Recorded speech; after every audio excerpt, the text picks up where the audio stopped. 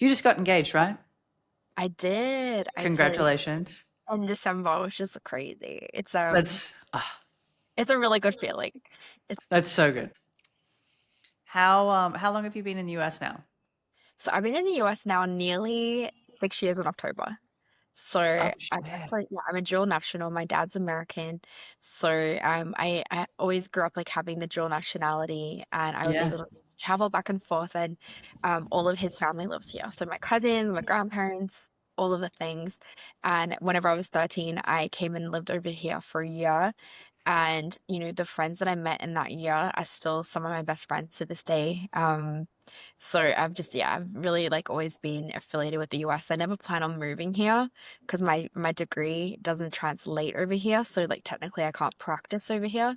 So it was like never in the agenda. But I think it's just one of those things that yeah, God works all things together for good, not just all good things, like all things, right? So it's like he took, yeah, so many broken pieces, which obviously we're gonna get into and chat about. And yeah, it just helps me rebuild. So That's amazing. Now your degree is in dentistry. What yeah. made you venture down that path? So I have a dual degree in oral health therapy and dental hygiene, and I specialize in cosmetic dentistry, and I did tons of pediatric dentistry as well. So Mm. I actually grew up with my first ever job at 11 years old. I was a dental assistant. So my dad is a dentist, and my whole life, I thought it was so annoying. Like he would get a call on the weekend, it was an emergency patient, and the dental assistants can't come in, so he'd call, like he'd be like, "Hey," I was the oldest of six kids, and it was always me. He's like, "All right," he's like, "We got to go down to the surgery. We have an emergency. You got to come help me." And I actually kind of just fell in love with the industry. And yeah, I learned from a young age, like how to do, what people like 5 times my age were doing in a more efficient way. And I just kind of fell in love with it. And I think there's such a beauty to like making people smile. You're interacting with people all day, every single day. You're making something better. And I've really, really enjoyed it. So then what made you pivot out of it? Well, whenever I told you I was living in the US when I was 13, I ended up meeting a Mm. guy and basically he ended up being the guy and we Oh got wow. engaged whenever I was 19. Yep. We got married when I was 20 and at this point I'm like, wow, like I'm at this point like everything is going well, right? Like I'm 20 years old. I've like just graduated. I've stepped into my dream job. My dad was my mentor. So I'm just like, I'm making money, I'm doing all the things, I'm married, like this is incredible. And then basically I just like lean more and more into dentistry, especially into the personal branding. So basically I Mm. took over the position of the marketing of the practice. And like I had a really good understanding of personal branding and business and all the things. And basically within 1 year, I was able to take the practice that was already established for over 15 years from 6 to 7 figures just in social media. And basically, at this time, I'm like, wow, everything is just going so well.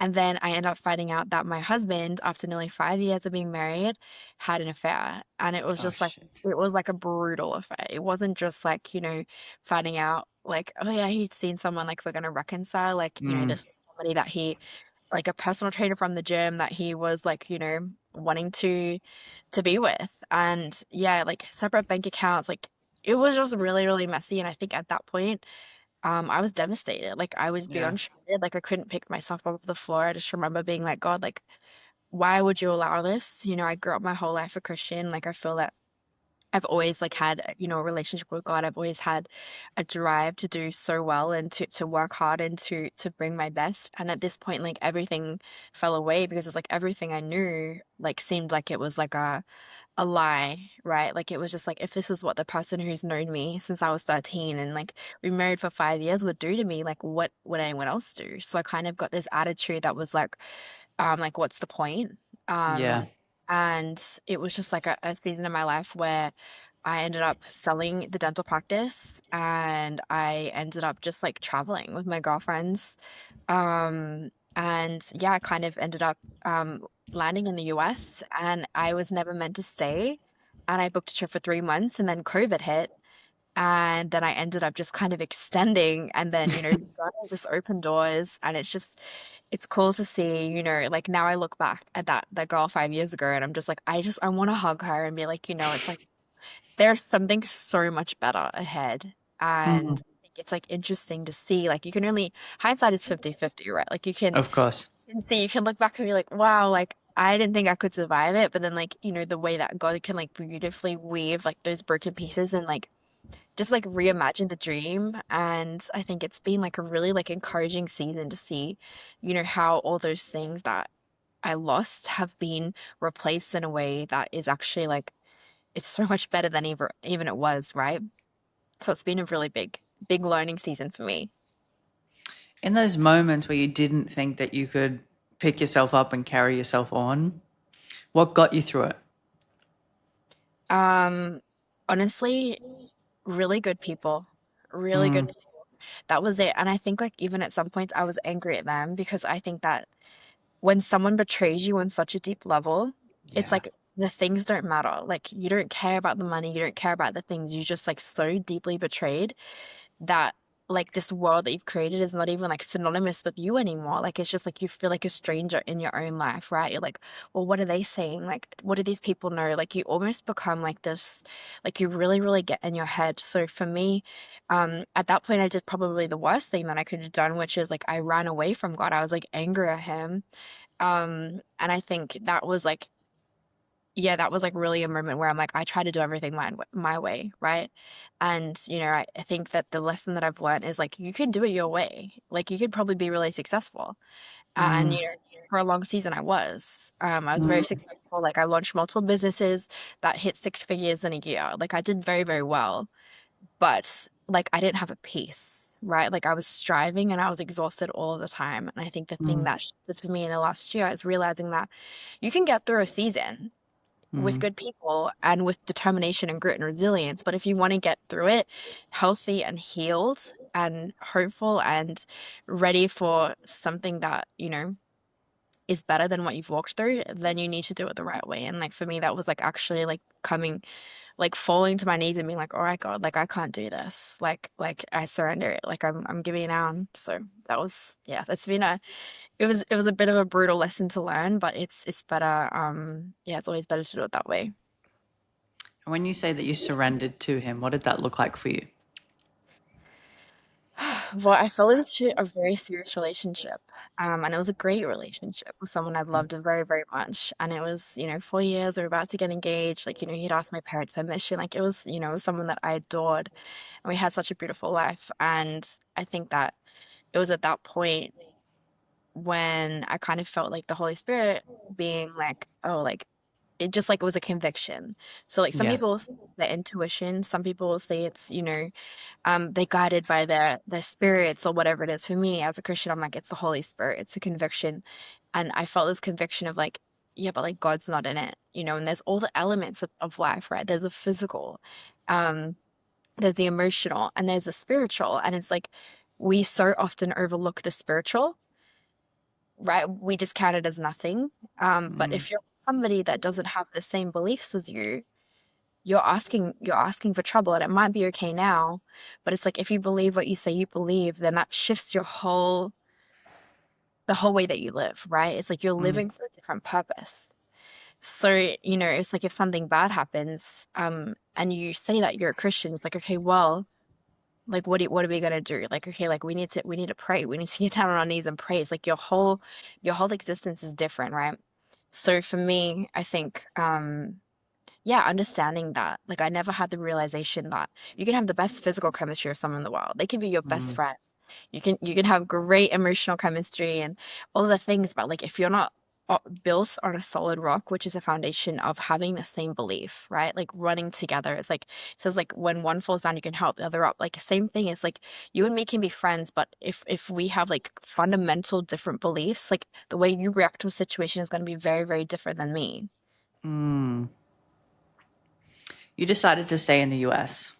How has it Mhm. helped your career compared to if you were, say, in Australia? So the reason I stayed in the US is because I had a couple different businesses that were actually based out of Florida. So Mm, when I had ended this relationship in New York, I was like, okay, like what do I do now? Like for the first time in my mm, life, I think I felt really like lost again, right? Like this is the second time yeah. I've ever felt this. And in many ways, this was like that, like ending that relationship was actually almost harder than the divorce because it's like that was a choice, you know, and I was like choosing to Mm. break my and it was like it was Yeah. devastating. I like was like, all right, well, like Australia doesn't quite feel like home anymore. Like America does like, you know, I hadn't known the US without this person and I'm like, okay, like what do I do? I'm just gonna give it a crack in Miami for 1 year and just like let myself heal and then in 1 year I'm gonna go back to dentistry. That was kind of my plan. It's like I've always had this drive to do something in dentistry again. You know, it was like what I studied my whole life for. It's what I did, it's what I'm good at. And Hmm. you know, I had happened to, you know, build these like different businesses around social media and all the things, but I was getting to a place where I'm like, there's so much going on with social media that is so unauthentic. And I just Mm. felt like I'm like, I don't want to be sharing this grief that I'm walking through. I don't want to be sharing all these things. Like, I just actually want to be real because if I show up right now, I'm gonna bawl my eyes out online. And like, that's where I'm Mm. at. I just wanted to actually like live in the real world, touch some grass, and be still and be in the sunshine and read books and, you know, write music and like get surrounded by good people. And, you know, like when I moved here, all these doors opened in Miami and I just met like the best community, like really, really good friends. I got plugged into an amazing church. And I just like slowly like all the pieces started to come together and then I was here for yeah, like coming up on 2 years. In April. And um, a big part of the reason I decided to say was just because of the peace. I think Mm. that all my decisions are guided by peace. You know, I think that if there's a piece on something, then I'll move. And then if that, you know, like I'll move on that decision or that action, even if it doesn't make sense. So for me, it didn't make sense to move to Miami because I knew two people here. You know, all my friends and family like Robbie, just like you've done well in the US, like you've done it. Like you moved to the US, you live the American dream, like come home and like get back to your real job. And I'm like, but there was no peace on it. So Mm. I moved here and then like I was like God, like what do you want from me? And I just felt a peace about it, even though it kind of didn't make sense, you know? So that's like really like how I try to like guide my decisions and move and yeah, it doesn't always make sense and sometimes the piece will fall off. Mm. It sounds like you said earlier, whether it's the spirits or intuition, whatever you choose to call it, it sounds like you're deeply connected with it to the point where it's the guiding force for you. Logically, it might not make sense, but to you it does because of how deeply connected you are to it. Yeah. And I mean, I think the thing is like it's like the way that we think isn't the way that God thinks, right? So it's like what makes Mm. sense to us isn't what makes sense to him because he sees all and he'll know all. Mm. So my little mind can't comprehend, you know, these things. It's like I never in a million years thought that I would be engaged living in Miami and like doing social media and like all Mm. these businesses that I have. Like for me, it's like, you know, it's like 6 years ago, I was married in Australia doing dentistry. And it's like how does that shift happen? You know, like how does that happen? And it's like, you know, I think when I've tried it both ways, like I've tried it both ways. I was not always like this. I was not always like someone who was boldly speaking about their faith and being like, you know, Jesus saved my life. Like I was never that person. In fact, I would look at those people and be like, yo, like you need to chill because like you're sounding to be honest with you. You know, but then like I've Yeah. experienced it. Like I've done it my way and like Mm. and I fell to the ground. It's like but then I had everything. Like I had the penthouse in New York. I had all of the money and like all of the things. And I'm like, but I didn't have the peace. Mm. And like if you don't have peace, like what's the point? Like living in a constant state of like anxiety and worry and like, oh, but if I don't do this, if I don't do this, it's like no, it's like that's not how we're called to live. Like there's actually a better way. I really like that. And it's nice to hear that you can admit the duality between two, that you were the person who was like, sounds crazy, Yeah. but now I choose to live this way because both can be crazy Yeah. depending on which side of the coin you want to look at. Yeah. And I mean, that's just like I'm gonna choose the side that is like life because like I've tried it both ways. Mm. And like you know, like why would you not want to feel peaceful? Like why would you not want to believe in you know, just like something bigger and it kind of takes the pressure off you in a way as well. It's like, all right, like what's your plan? Because it's like my plan, you know, my plan didn't work. So it's like something has to work. It's like the dynamic of trying to control things to the point where they don't work out. So it's like if you just, and I hear this equated to the universe, right? Or the creator. the the game against the universe wins every time. So Yeah. I equate that to be the same as God, that if you just let go, control, and surrender, then something far greater or more than you could ever imagine can take its place. Yeah. Yeah, it's true. And I think like the thing is like the way that we think it's gonna take the place isn't always the way that it's gonna be. Like Hmm. it's like, I think there's like you see the videos of like someone will be like, oh, I felt led to give this person my car. Oh, and then God replaced it with Ferrari. Like it's like Yeah. I think that's like how it always works. Like I think it's like, in different ways. Like maybe it's in the form of like of a lifelong friendship or an opportunity or just like deeper revelation or wisdom or like things that actually like transcend just monetary value. Oh, I like that. You mentioned earlier about social media not necessarily being 100% authentic place. Yeah. How do you try and balance how you show up authentically in that space? So this has really been transparently that has been the biggest thing for me to navigate because I have built multiple brands around fashion, right? Mm, So to me, it's like everything I've spoken about has very much been external, right? And then I'm sharing so much of my relationship and all the things, and now it's like to me, it's like I see behind the curtain. I mm, have many friends in social media, many um, mm, couples, people, and I just see behind the curtain. I'm like, a lot of these people aren't happy. A lot of the things you're seeing aren't as they seem. I mm, think I got to the point where I'm like, I remember that, yeah, I saw like there was a post that had gone viral and like I just saw like thousands of young girls saying, I want this, like can't wait for this. And I'm just like in my head, I'm like, this isn't realistic. This isn't mm, realistic. Like this is not even normal, but it's like they see the sparkly things and social media pushes that at us. But there's a balance. So it's like how do you show up and be like, this is us, this is attainable. Like you can live this life. mm, It has to be everything else has to surround it. Like it's the values. It's like building on the same block. It's like sharing the same values. At the end of the day, is like you need to like have a best friend that you could trust, someone that you can build with, someone that you can run with. Like to me, it's like the way that I shop authentically is that I stepped back and I realized like what is it that I actually want? Like what is it that I mm. actually want? And now I'm like trying to live that out more. And guess what? Like every single time I post about my faith, I'll lose followers.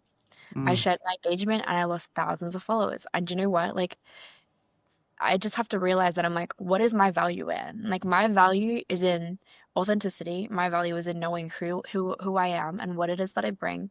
It's not in a number.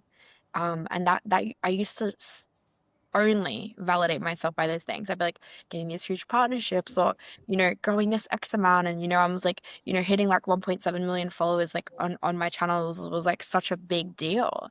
And like yeah. now it's like at the end of the day, it's like Instagram could be shut down in a second. Like what is lasting? What is Mm, lasting?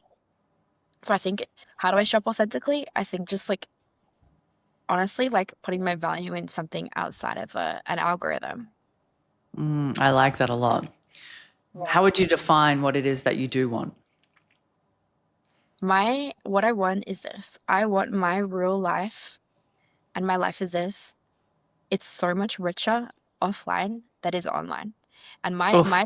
my trouble is that I can't translate that because I feel like I have such good people around me. I have so many incredible opportunities. I'm doing so many different things and projects and businesses and investing in all of these fun things that I've always dreamed of that I can't even translate it to online. So I get there. I'm like, what do I post? Where do I start? And to Yeah, me, that's the goal. It's like you want to have a life that is so rich offline that you forget to post, right? Like I you like go that. to, and I'm like, there's so many times I'm like, wow, I'm a really terrible influencer. I literally didn't even post my stories today, right? I was showing up every single day posting something and like I've stepped back. So it's like, it's like finding the balance of like this is your job and then like but like where are you mentally? Like are you okay?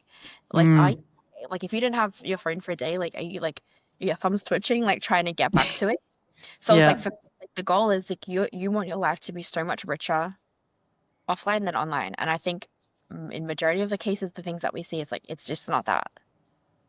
How do you try and translate that to inspiring or aspiring girls who want to come into the social media space that it's smoke and mirrors?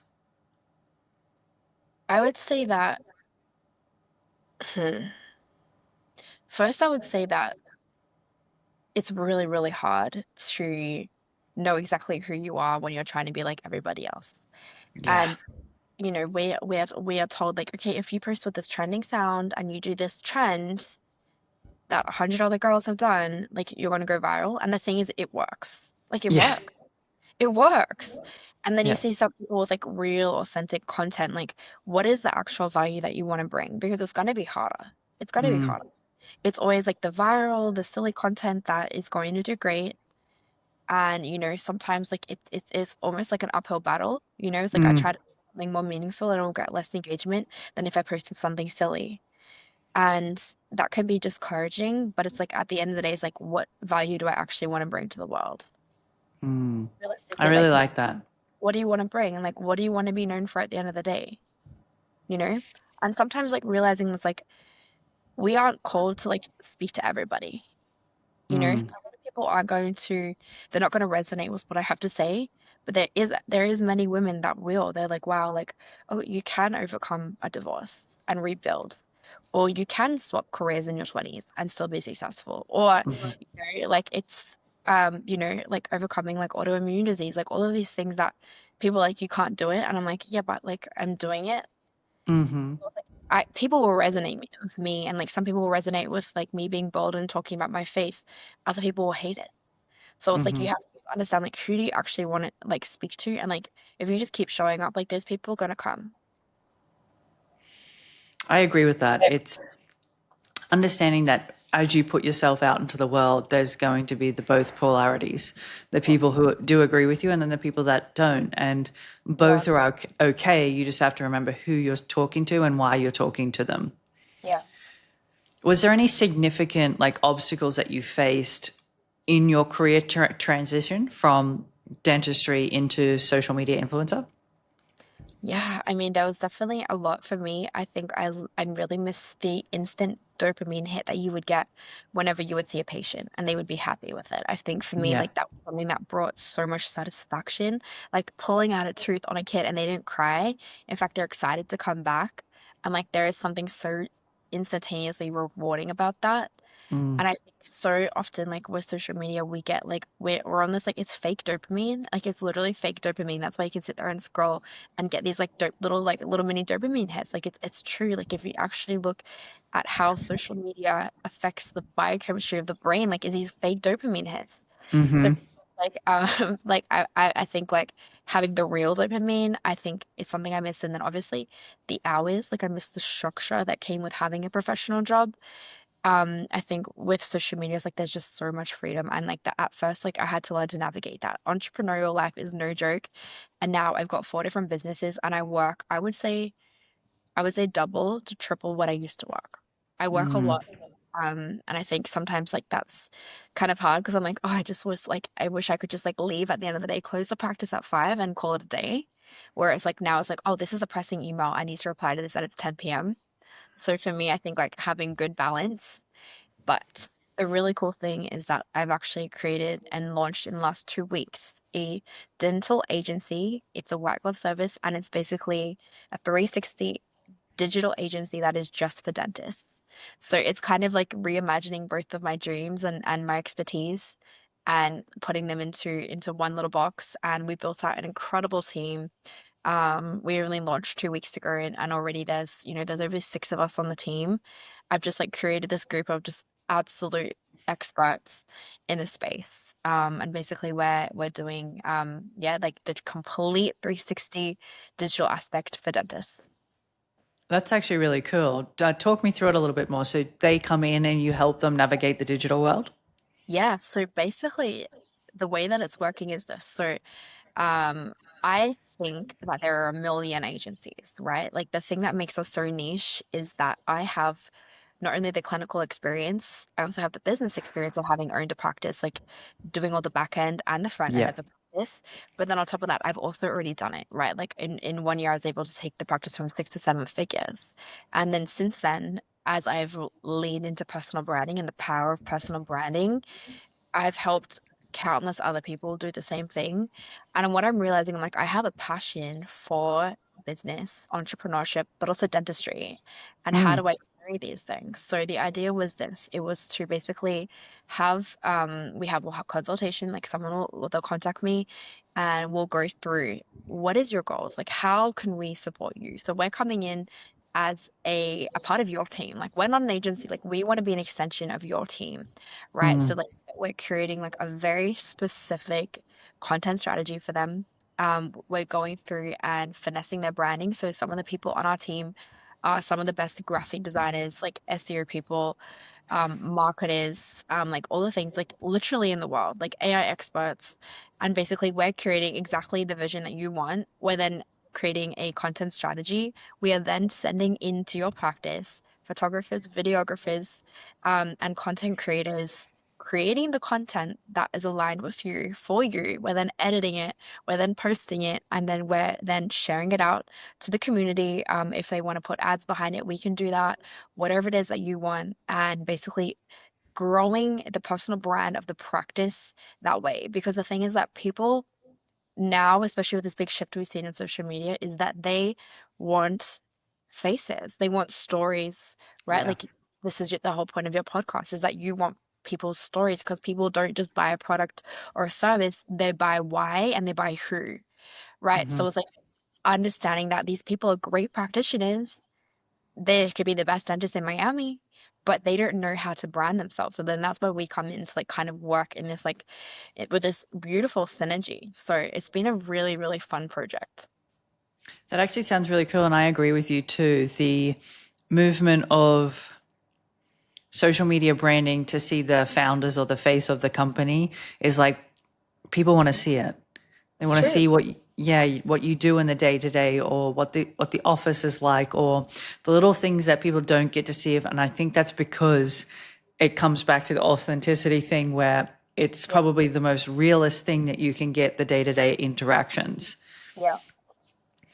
Earlier, you mentioned about working more now than you did before.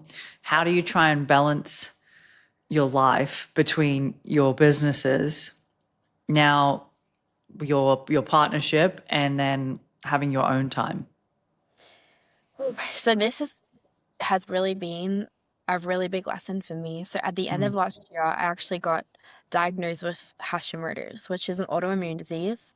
mm, And basically it's brutal on your body. So basically it's like your thyroid, it starts to attack itself, right? So you're not creating a lot of the hormones and all of the things. Like your body just isn't functioning the way it needs to. And one of the side effects is like fatigue, exhaustion, muscle aches, brain fog, all of the things. And I'm just like this point where I'm like, I'm working like a dog. Like I'm working yeah. like a dog and I have all the things. I have a beautiful life, but I'm like exhausted. Like, God, like isn't this where I was like before? Like, why am I back here again? And I realize it's like because I wasn't resting. I wasn't resting at all. And one of the things that can trigger an autoimmune disease in any individual is stress. And for me, it's like I was living in this perpetual state of stress, even though I loved it because I thrive under it. I'm like, okay, deadline, boom, boom, boom, right? So, Mm, like, a couple of things that I've had to like reimagine in my life is just strict boundaries. So, I was transparently with you going out 6 or 7 nights a week with different friends, business meetings, Bible study, like whatever work events, like every single yeah. night. So, I was like having no time. So, I was working all day doing this and I was just never actually resting. So, like, first thing is, I've set strict boundaries. So now I'm out only 3 nights a week. Second one is leaning more on my team and learning to actually trust people with the roles that I've given them. So I have a great team around me. I have, um, my executive assistant, my assistants, like people that help me with these things. But then I also hired a health coach. So a health coach Oh, I has been like that. that can basically come in and they're like helping to keep me accountable with these things because it's like it's true, like it's like we push ourselves and we think it's a good thing but it's actually like detrimental. And like and I was like almost like trying to play God, right? Like it's like in the Bible it talks about Sabbath, like a rest, right? And I Hmm. just wasn't taking a Sabbath or a rest, and like But like even God did that and he told us to do it. So it's like, why do I think that I'm so much better that I don't need to do that? And it's like Hmm. there I was on the ground again, like exhausted, cystic acne, like drained, because I was just trying to do it all and not rest. So yeah, I think like that's a couple of the main things I've done. Like learn to ask for help from a team, learn to say no to things and understand that it's the cliche quote that you're not just saying no to something, you're saying yes to something else. Hmm. So it's like for me, it's like, okay, like I'm not saying no to that, I'm saying yes to this, which is okay, maybe it's something as simple as like this is my creative time, this is when I'm gonna sit down and play guitar, or this is when I'm gonna spend time with my fiance, or this is what I'm gonna call my family in Australia. So it's like things like that that actually, they still really, really matter. It's interesting hearing your journey that almost each time that you've, let's say, fallen, it's been a moment where you've just needed to let go and surrender, to either to lean on the people in your team around you or to have faith that something better is coming in, Yeah. or in this case, to rest. Yeah. Yeah. And I don't think it's any coincidence. And I think that most times that we're as humans like try to do it by ourselves.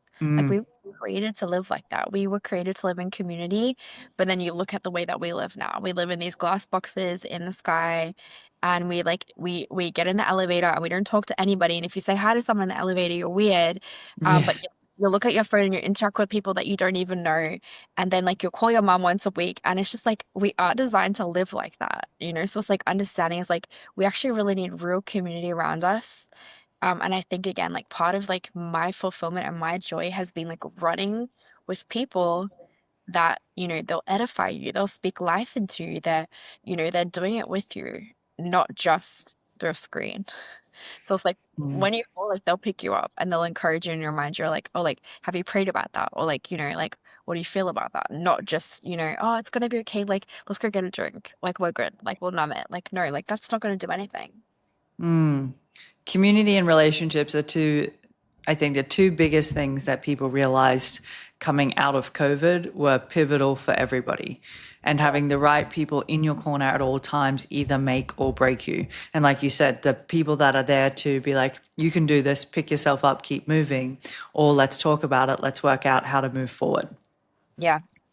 Yeah, and I think, I think it's interesting what you said about COVID is that I think it changed a lot of people, right? A lot of people became more introverted, and I think Mm, that people's circles got smaller, which I don't necessarily think is a bad thing because to me it's like I still have the same best friends that I did from when I was 9 years old, 10 years old. Like it's still my core group of people around me. And like I think that to me is like one of the biggest blessings in my life because they've known me in every season. So it's like, I think if you don't have that, it's not a bad thing. But I think like, I think just like one or two good friends to like is really, everything.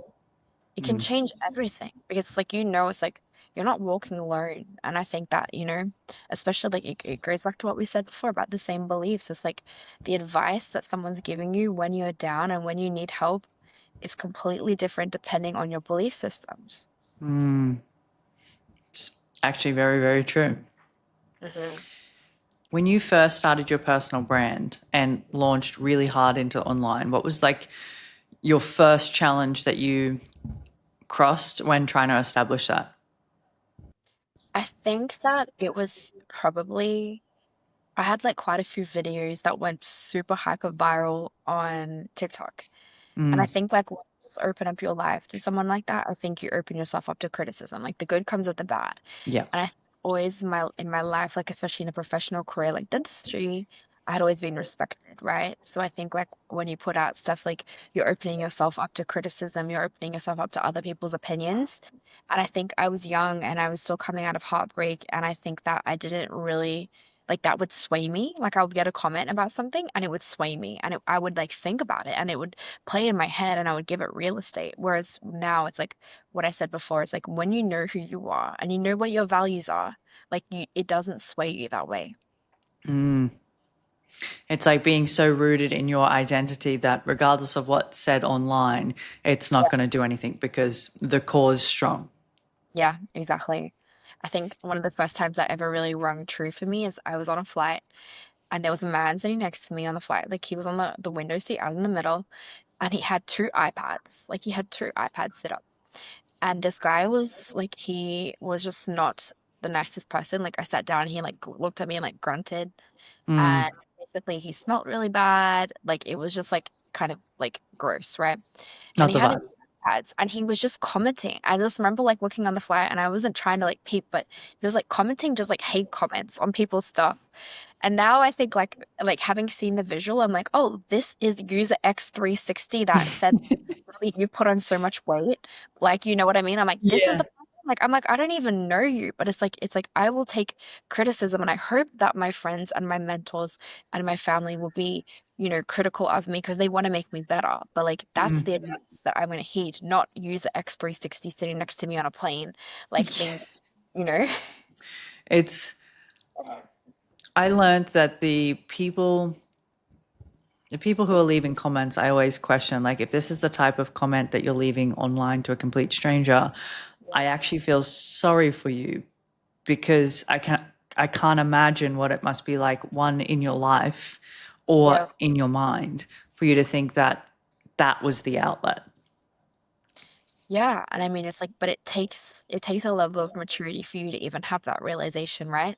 Mm, Like because I mean young Robbie 5 years ago, I would read that comment and I would like take it to heart and then I'd feel yeah. bad, sit down, I would go to eat. I'm like, but use the X360 said I was putting on weight. Like, should I not eat this? Like Yeah. now I'm just like, it's like I don't even argue with them anymore and I block people. Like I just block you. I'm like, if you're gonna bring negativity here, like honestly, like it's okay. Like we X you out and like move on with your day. I really like that. What motivated you to start, or which one of your businesses did you start first, of your personal brand?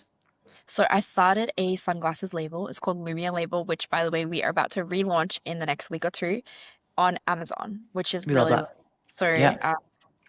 I'm super excited. We wanted to be part of Prime and just make it easy for people. So basically, it's a blue light frame and it has little magnets on it, and basically you can interchange different lenses on. So my whole goal in creating this product was that I one wanted something that was functional, so blue light glasses, like as you know, we spend so much time spending Yeah. like staring at a screen and it's straining our eyes.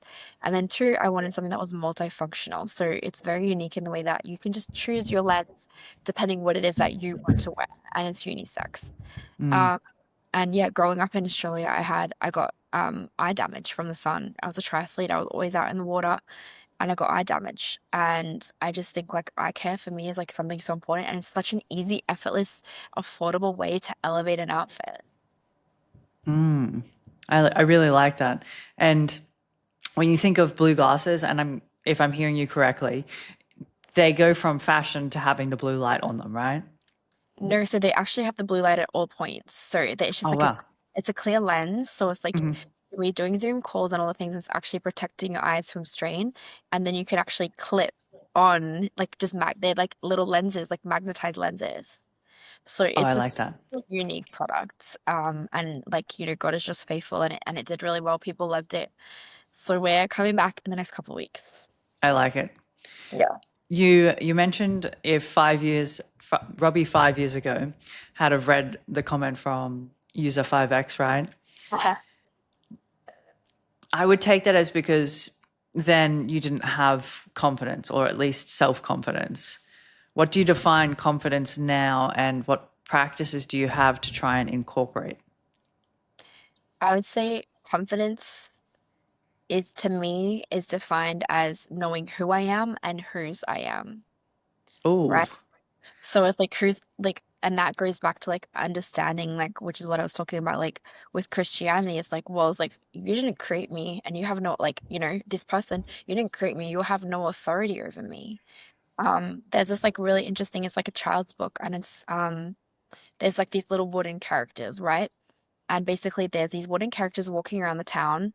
And every single time that one of them does something wrong, or they trip over, or they act silly, or they mess up on the public eye, someone from the town, like another wooden person, will put a sticker on them, right? And it's mm. like you're walking around, and it's like all these people have like stickers on them.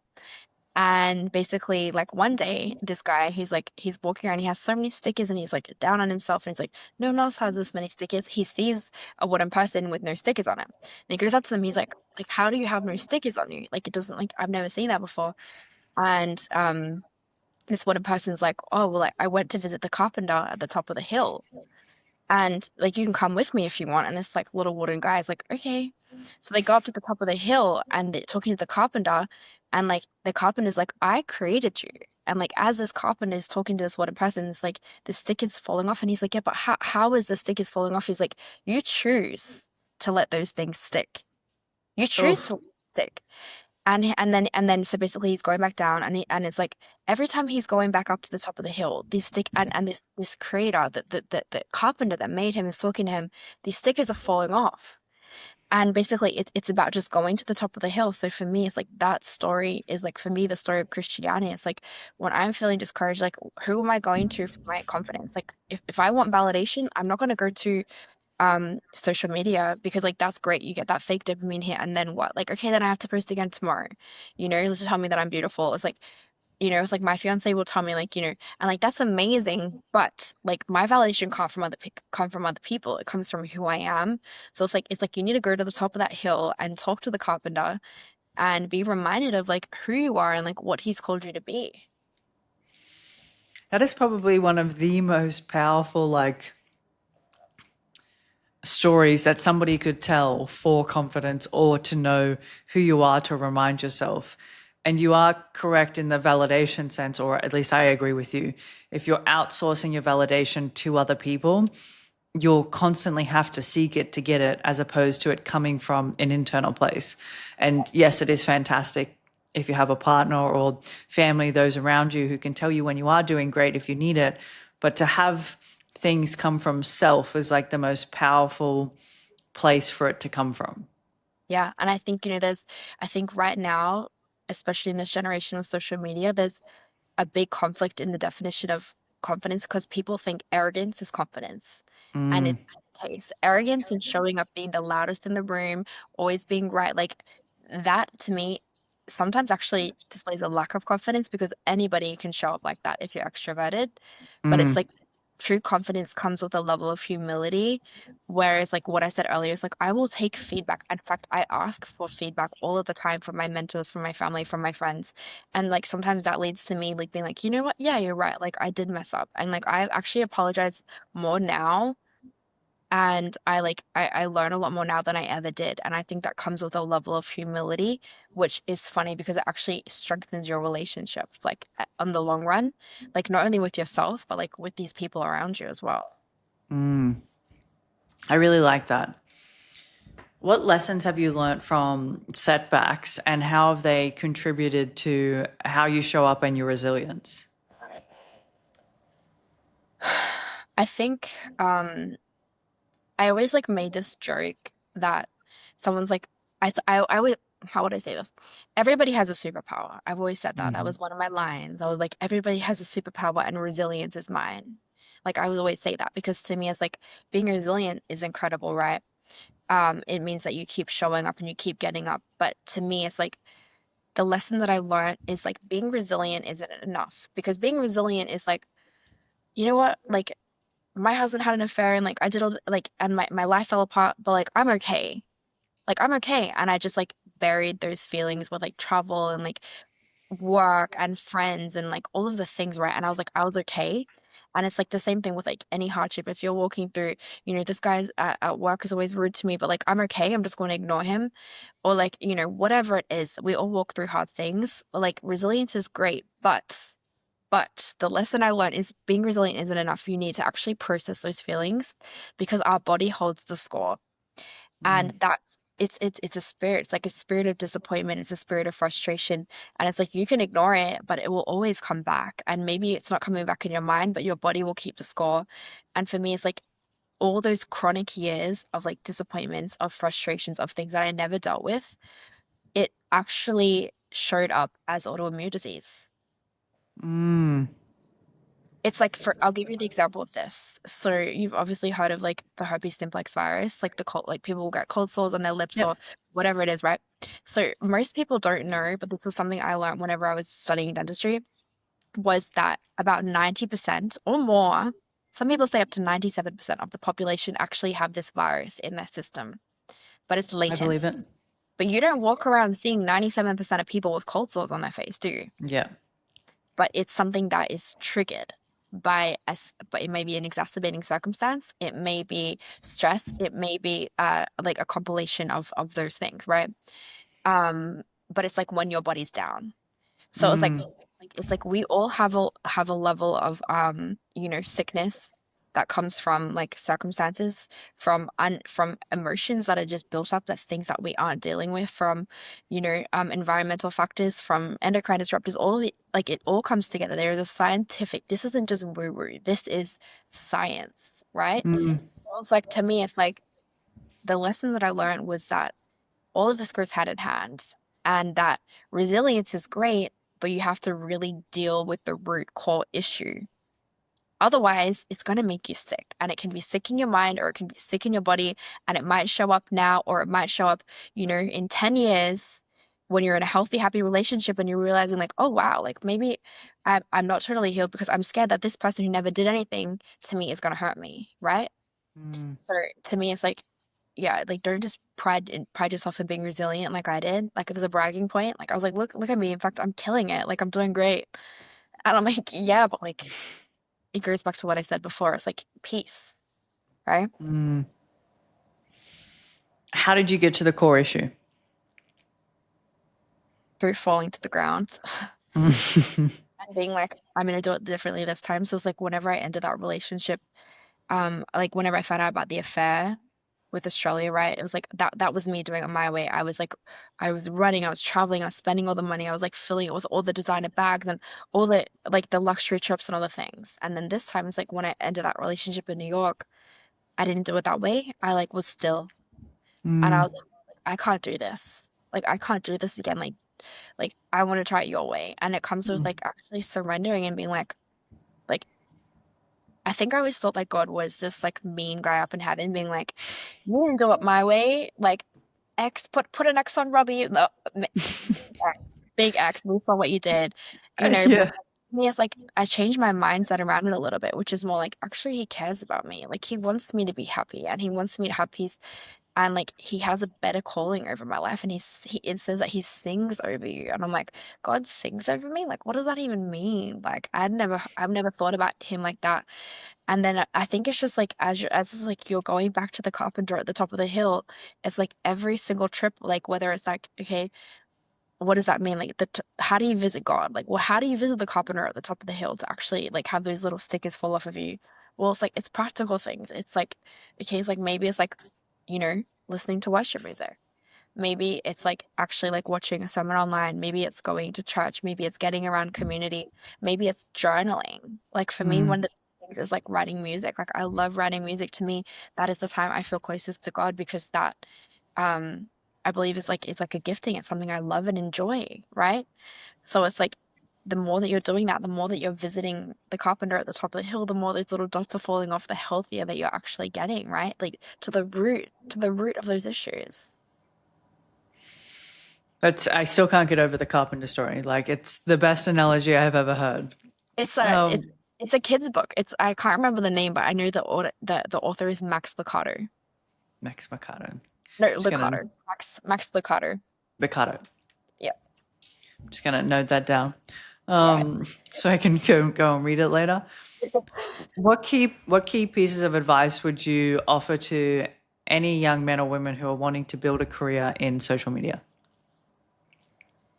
I would say before you do anything, before you go on to like I feel like everybody wants to be an influencer now, right?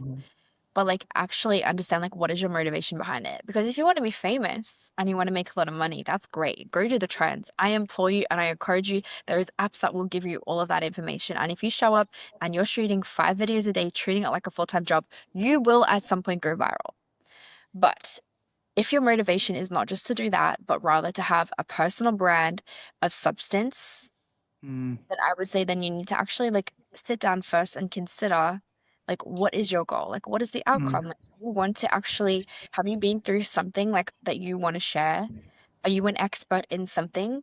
mm, Niche down. Like I know that like that sounds crazy and it's gonna be harder to grow when you're not doing all the viral trends and all the silly things. But my advice would be to like think bigger and understand that success doesn't happen overnight. It takes years and then it's all at once. So it's like as Yes. you're like learning and establishing yourself as an expert, you're collaborating with like-minded people, you're learning and you actually offer value. Like there's the winning thing. Like we need to be offering value, not just trying to be known. I really like that. To me, a personal brand now is becoming more about the value that you provide to somebody, not just I'm Yeah. just here to create funny things. And Yeah. community, I see becoming a really big part of it too. Yeah. I think there's just the shifts now, right? Like 5 years ago that was okay because there Yeah. wasn't any creators. And now it's like you go to a restaurant and you look around and it's like, every single person is taking a photo of the food and you're like, is everybody trying to be an influencer or are you all influencers? Maybe, I don't know. But like, it's just like there's been such a shift. So it's like understanding that like what is it that you actually want to bring? I like that a lot. Looking back, what would you say to your younger self at the start of your career journey? I think that it would be just to let go. Mm, I feel like I've just tried so hard to control everything my whole life, like from the second I graduated high school to the second I graduated with my degrees in hand, and then that wasn't enough. Then I had to go do business and accounting, so I understood the back end. And it's just like my whole life was so regimented, and I feel like I lost so many moments in the present thinking about the future. I was like, yeah, but mhm, I'm going to do this. I'm going to own this practice. I got the degree. Now I want to own the practice. But like to own the practice, I need to have business and accounting. Okay, now I need to do this. And it's like I was always going and there was always something ahead. And it's like, well, it's like sometimes we get so goal oriented that we forget to actually be in the present. And to me, it's like we miss these like beautiful moments of like what we actually prayed for all these years, and worked really hard for. So to me, it'd just be like let go and enjoy. It's like because what we planned for doesn't work out anyway. Like it's mhm, not like that anyway. And my second piece of advice would be this, and it was a quote that my dad said that has just like changed my life, and it is this. It's if you don't like the path you're on, get off of it. Like nobody's forcing you every single day to show up at your job that mm, you so if you don't like that path, stop complaining about it and actually get off the path or do something to get off the path because it's like we get so comfortable and we also live in this like fear mindset where we are terrified of change and we're like, yeah, mhm, but I love Nancy Drew who sits next to me or like whatever it is. It's like, yeah, but you're miserable 90% of the time and like you have a beautiful place and you can't even enjoy it because all you do is work and you're like you don't have a relationship with your husband anymore. It's like what do you actually want? It's like if you don't like your path, like get off of it.